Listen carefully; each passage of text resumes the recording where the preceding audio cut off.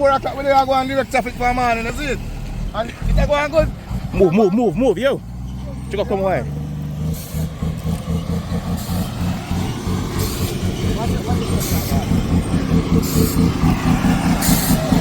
Yeah, so what's your name? Well, then call me Sharp Boss. Sharp Boss is my name still, see? Kevin.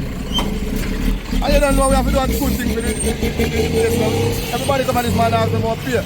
They really want to pay for this. Just to help out the situation. You see me?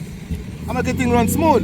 Because this man, when I come here from 4 o'clock, the whole place block up 4 o'clock this morning, the whole place block up. I'm there from 4 o'clock this morning. I go and do my thing. You see me? So tell me now, is it a case where you have let vehicles that are coming up the hill take that entrance? Well, it just about now. Everything was coming on this here, so right here, so. So what we normally do, we stop them here, let through, and then let through the other one. You understand? Alright, Sharp Boss. Alright.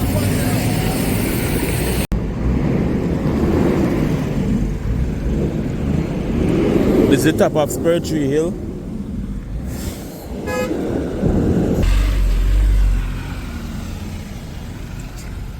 Since the passage of Hurricane Beryl, motorists have been using this side road that takes them onto a dirt path to bypass the blockage here. So Friday morning now, minutes after 10, a team is here trying to clear the blockage. You have a downed utility pole there.